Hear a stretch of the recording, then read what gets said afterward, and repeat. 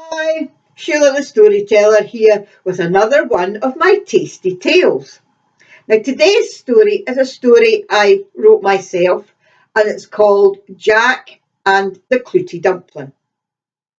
Now Jack stayed with his granny in a wee cottage at the bottom of the hill where the king's palace stood.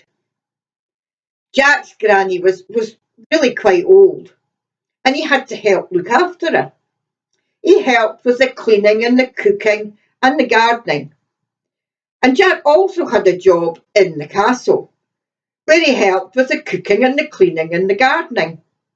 He was always busy, always rushing about, huffing and puffing up the hill to the castle to do his work, and then huffing and puffing back down again to see to his granny. His granny, she used to work in the castle as well, but she was too old now.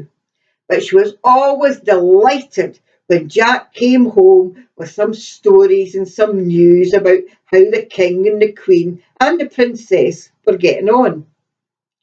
Well, one day, Jack came home with a bit of sad news. The princess was no very well. She was refusing to eat. She didn't want to eat anything. The king and queen, well, they were really worried. The king kept saying, "She'll fade away to nothing if she doesn't eat." So the queen, she had a word with the cook and asked the cook to make some of her favourite treats to see if she could be persuaded to eat something. Well, the cook made her favourite cheese on toast, but the princess just looked at it, turned her nose up and said, "Oh, take it away before it makes me sick." And then the cook made some tomato soup. Once again, the princess just looked at it and said, "Oh, take it away before the smell makes me sick." And then even the cook made some jelly and ice cream and some cake. But the princess wouldn't eat that either. Nothing worked. "I don't know what they're going to do," said Jack. "I really don't." Well, the next day, Jack came home with more news and he was excited.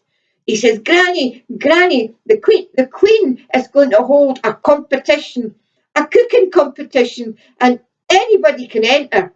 All the people that work in the castle, all the people that live in the cottages, everybody that works on the farms can enter this competition. And all they've got to do is make something that the princess will eat. It's going to be up in the castle at 2 o'clock on Saturday afternoon.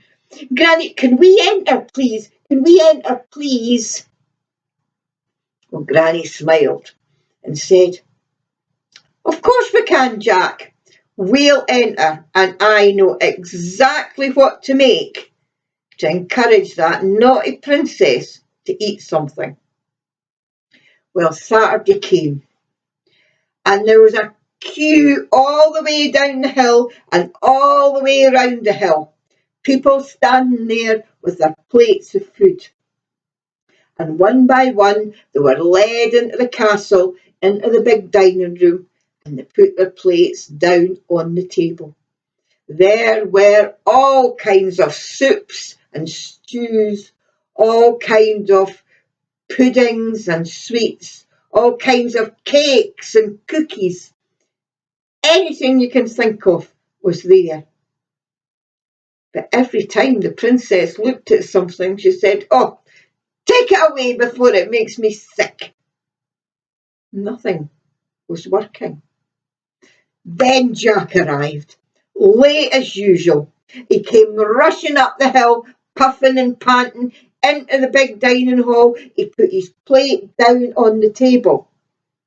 And then he went over to the princess and he whispered something in her ear. And then he stood back. Well, the princess took the cover off the plate, and there in front of her was a delicious Clootie dumpling. It smelt wonderful. It smelt of the fruit and the treacle and all the spices. And the princess smiled. She hadn't smiled for a long time. She smiled and she looked at Jack, and then she picked up a knife and she sliced a bit off and she ate it. Then she sliced another bit off and she ate that as well. And then another bit. Well, everybody was delighted. The king and queen clapped and they shook Jack's hand. They said, "Well done, Jack, well done." Then the queen said, "Tell me, Jack, what are all these wee bits she keeps picking out of her mouth, and what is that wee pile of parcels on the side of the plate?" "Well," said Jack, "my granny said that she knew the princess, and she knew that she wouldn't be able to resist searching for all the wee silver pennies that were in the Clootie dumpling. And look, she did." Well, Jack and his granny had won the competition, and they got their reward. Jack was quite pleased that the reward wasn't the princess's hand in marriage, because he really didn't want to marry her. She was far too fussy and far too greedy for his liking. But the reward they did get was very pleasing to them both, because the king and queen gave Jack and his granny their own special apartments in the castle, where the pair of them lived happily ever after. And that's the end of my story. Thanks for listening. I hope you enjoyed it. And you could maybe go away and find a recipe for Clootie dumpling and see if you can make one.